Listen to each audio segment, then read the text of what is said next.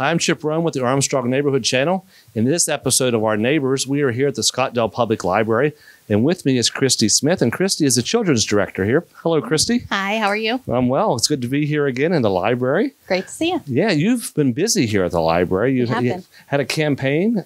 Yes. And could you talk a little bit about that campaign? I hear it went Sure. well. Yeah, we had an I Love My Library campaign, which we do every single year. We started it, not sure quite how long ago. I know in the interview we talk about it, but one of the nice aspects of that is that the Johnson family started making a challenge every year for the community. So with their daughter's birthday, Bethan, for every year that she would have been alive, they match that amount. So for instance, this year she would have been 54. So they will match in donations up to $5,400. So $100 for each year. Exactly. $100 for each year, which is amazing for our library. That is amazing, yes. And this year we had one of our best campaigns ever. We made over $16,000. So in the middle of a pandemic. Exactly. Right? Yes, we met and exceeded the challenge, which was amazing. So we're so thankful to our community. Well, I love the name. I Love My Library campaign, so that people can show their love by donating. That's right. And you still need that love, right? You still need those donations. Yeah. So even though you did well, the donations are still welcome. How can people donate? So they can visit our website. There's a place online that they can donate. They can also mail in donations to our address, 106 Spring Street, or they can stop by and hand us a check or cash. We take anything, or time. We like donations of time too, that's if you want to volunteer. And what is your website? How can people find you? Our website is www.scottsdalelibrary.com. Yeah. Okay, great. Yep. And you have something there on your arm that people can help too. This is a cookbook that we've been working on. Last year, we wanted to have a big celebration, which we've talked about before, for our 110th anniversary. However, that didn't work out. So we decided to create a cookbook to celebrate this year, which is actually our 111th anniversary. And we collected recipes from the community, businesses, individuals, families, and we have almost 400 recipes in here, and they are ready to go. They're at the library, ready to be sold. We've actually mailed some, so they turned out really nicely. Yeah. And people can stop in the library and pick those up and purchase those? They can. They are $15. It is a hardback, and it's a fundraiser that we're doing. So yeah, that's great. We thought that would be a good price to start at. If they want it mailed somewhere, which we can also do, it's $20. Okay. So that includes the shipping and everything. Is that available through the website too? Can people order this on the website? It is. So if you want to order on the website, you can do that. You have to actually go to the Make a Donation part of our website, and we have instructions. You can check it out. It tells you how to do it. You can make a donation and then just email us that you did that, and then we will get it right to you. Okay. Well, thanks, Christy. I'm glad you could share that. Yep. And folks, enjoy this video. You're going to see Patty Miller, who's the director here at the library, and she's going to be interviewing Glenn and Carol Johnson. So enjoy the video.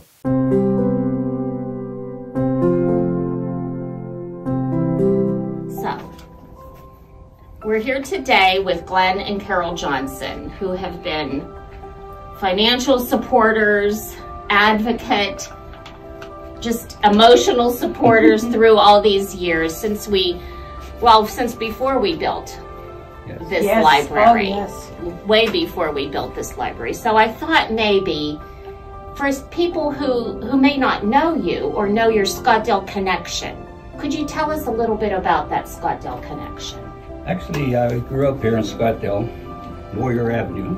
Oh, okay. Out near St. John's, where I went to school.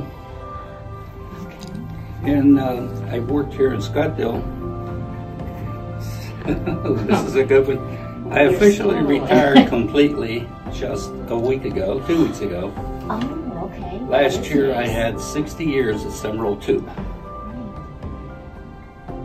So we've been very involved. As a child, when the library was on the second floor on Main Street, I used to go there every week to get 2 books. Our daughter started doing the same thing, and as you say, we still have her library card. Yes, I don't know how you keep care of it today, but back then everybody had a card. Yes. And we just seemed to love Scottdale. When we got married, we hoped to live here, but we couldn't find the right spot, and we ended up, the rest of our family had already moved to Greensburg, so we ended up in Fort Allen area near Enfield Township. you clearly left a part of your heart here, though. I still consider Scottdale my home.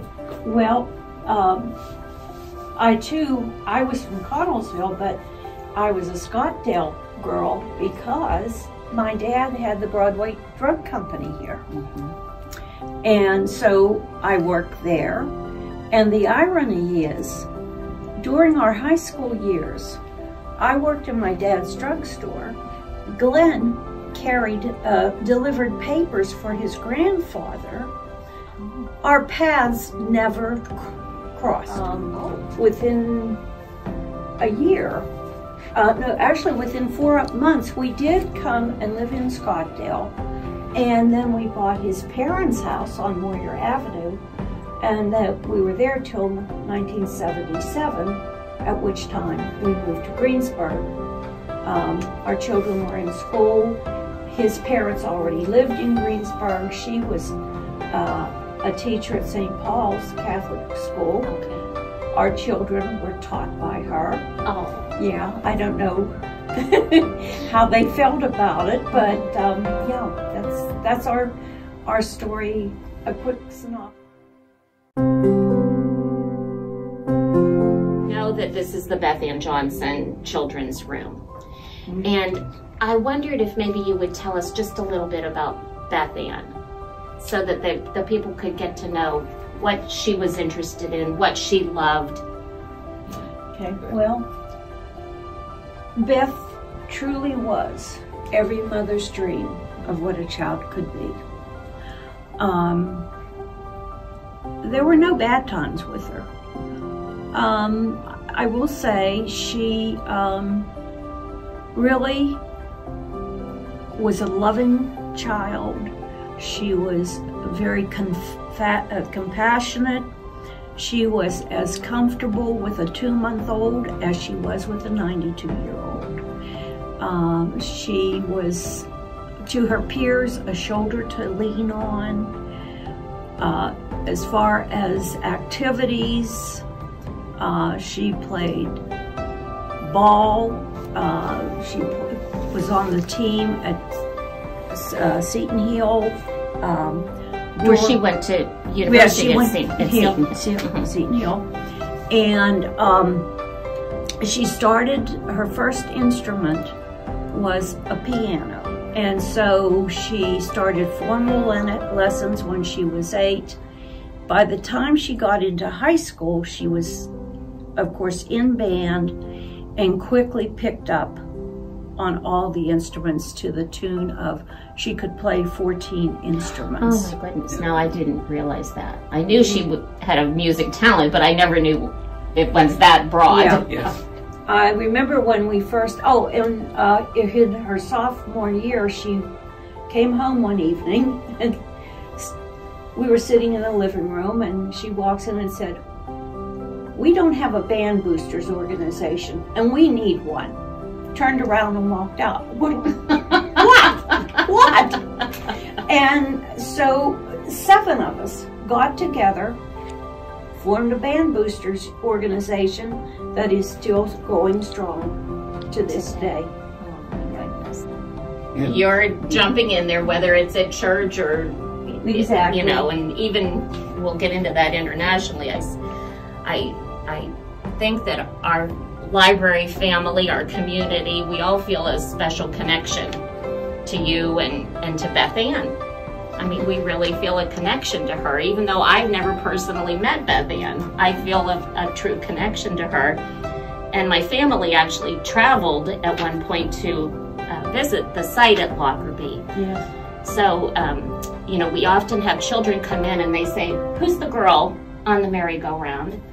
And so we'll tell them about her love of music, her love of reading and learning, and just this joy of life that she had. And she went for everything with gusto. I know you've been involved for many, many years internationally with the victims of Flight 103. Could you tell the community a little bit about that involvement? Well, as you can imagine, the first few months we were devastated.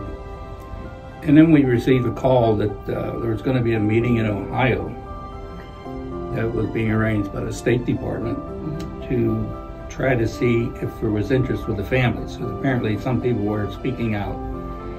And so we went, and they were going to have a meeting then later in New Jersey. We went there, and that's when the organization, Victims of Pan Am Flight 103, was officially organized. That soon, okay. And I became the vice president of the organization. We started having a lot of marches.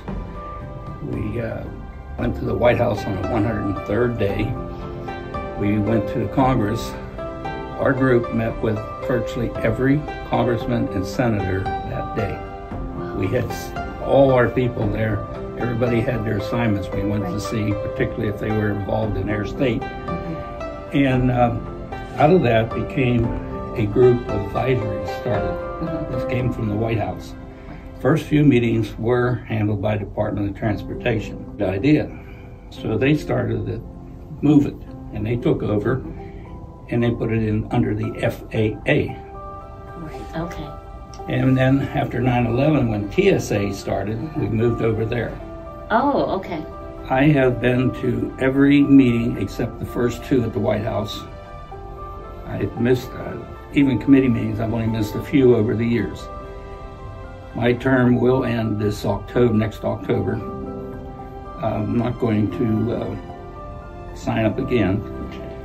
I've probably been on the committee, I believe, longer than anybody else. I'm sure you have. This committee is made up of people from the airlines, from the governments, airports, transportation.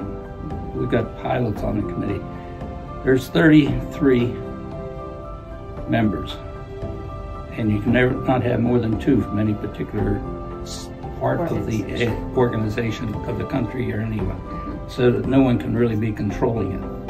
I represent the flying public, along with another fellow.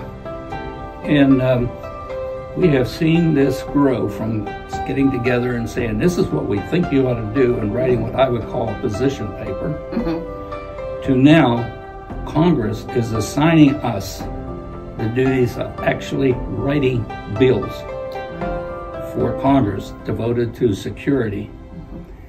And that's how things have just changed over the years, and we are at influence. Absolutely. You've moved a lot of mountains. And at least 4 times a year, I'm meeting with the administrator of TSA. And at our last meeting, which was just a couple months ago, February actually, 1st of February, when they opened the meeting, it was brought out about, we were here because of Pan Am Flight 103. Absolutely. And at the end, at closing, they singled me out to thank me for my years of service. This group is very well aware that the reason they're there is because of Pan Am Flight 103. And I've really spent a lot of time in DC, got to know a lot of people from around the country, and I think that it really has done a lot of helpful things to devise safety and security for the flying public. Absolutely. This group is the reason whenever people fly, and you're constantly reminded at the airport to keep an eye on your luggage. This group Glenn has worked with, now TSA, we were responsible for getting that enacted. That's just one small example. Some of the things that... And it gives us a feeling of safety. Yes. Yes. That we didn't have for a good while. You know, when we get on a plane now, we know that there have been steps taken to make sure things are safe for us. Well, we work on everything. We worked on everything from the new ID for your driver's license. That came out of our committee. I personally have been involved with a group of 14 that investigated the shootings in LA whenever there were 2 TSA agents shot. Yes. We come up with 27 recommendations to increase security. Well, believe it or not, within 10 days, TSA approved every one of them. Within a month, the Safety Committee, Homeland Security, had approved them. And by the end of the year, 6 months, Congress had funded it. Wow. And if anyone's aware at all of how Congress works, Things don't happen that fast. This was a small select group, and there's been a lot of other committees that I've worked on. But I really believe that over the years, the attitude in DC has changed. It used to be only, how cheap can we do it? Now they really don't look as much at the bottom line as, this is what we're spending, how can we get the most for our dollar? That's the big thing. They still watch the dollar, but they're not arguing about the fact that we need more security. And that is something that I'm very pleased to have been a part of. Son, you've represented us so well. I'm proud to know you, both of you. Thank you. I'd like to point out one person who's no longer with us, Don Graft. I had known Don a long time because he was also involved with Boy Scouts. And, yes, absolutely. And I've been in Boy Scouts my whole life. And so a lot of times I would talk to him, or he would call me, one or the other, we'd be supporting each other in our activities. And so whenever he came to me one time and said, I'd like to take you out to lunch, I think, oh boy, he doesn't want $25 this time. Yeah. Now, was that when he was on our board? Yes.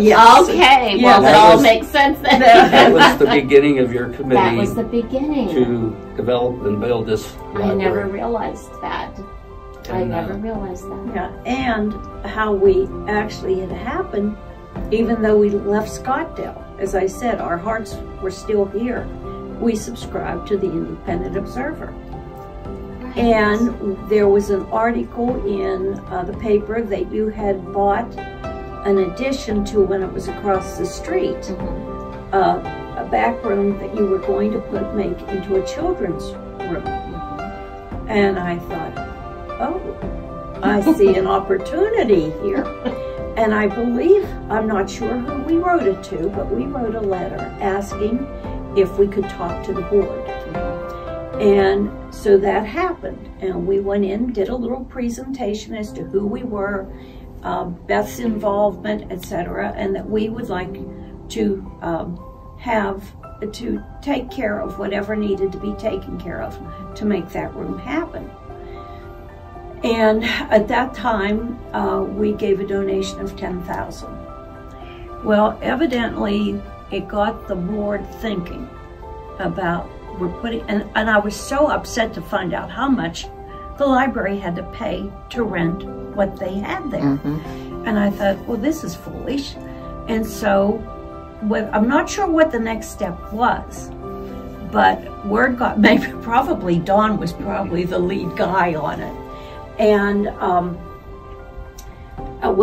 they decided, you know what, after much discussion, that we want to build a brand new library, and we want it completed on its 100th anniversary of the founding of the library. And at that time, I believe it was 2000. Target date, 2010. And what amazed us so much, the members of the library board were all, I'm going to say most of them were like 70 plus. And I'm thinking, wow, this is a 10-year project, and how they're embracing it, even though there probably will be some that won't live to see it. Well, it happened. It happened, and then now that you're in this beautiful new room, we gave a substantial amount for the Bethan Johnson Memorial Children's Room here. And here we are in 2020, and not only did it happen in 10 years, it happened in 9 years. A year ahead of schedule, and I believe debt-free. Absolutely. That was our goal. We had been paying, as you mentioned, we had been paying a good bit of our budget toward renting that facility, and we didn't want to have any debt when we moved in there. And so with the help of people like you and some others, and we had a matching Keystone grant. Actually, we got an award for the Keystone grant, the best use of Keystone money, a couple of years later. And because of that, we haven't had a yoke around our neck with having to pay something down. And we have always kept things, as safe as we can in financial terms to make. I'll segue right into this in that we will continue to meet what we feel our obligation of this check for this year, which is $5,400. Thank you. Because Beth would have been 54 this year. And we've been doing this for how many years? So we allow for inflation. Well, I think I wanted to touch on that because I think when we moved into the new library, our former children's library director, Rhonda Allison, came up with this brilliant idea. I love my library. And we were going to put hearts on all the windows of everyone who donated to the library to show, really at that time, we wanted to show Congress and our representatives how important the public library is to individuals in a community. And that's another time you heard about that. And you contacted us and said, I want to do a Johnson Challenge. And so that's how that Thanks to the Scottsdale Independent. Pushed the community to give very freely to the library. And even during this pandemic year, so far this has been our best year ever. And I'm so proud of our community. Yes, absolutely. So, you know, I've always felt that it is our obligation to carry on good work, especially for those who can't carry that work on anymore. And it's been our pledge to you that we'll continue to do that for Bethan in her memory, because she would have done a terrific amount of good work. That was her goal. Yes, that was it her absolutely She wanted was. to spend her life working with kids. Yep, I knew that, and it's really been, it's close to my heart and in my mind all the time with everything we plan here. So once again, thank you. Thank you, friends. Our pleasure. I appreciate it. Our pleasure.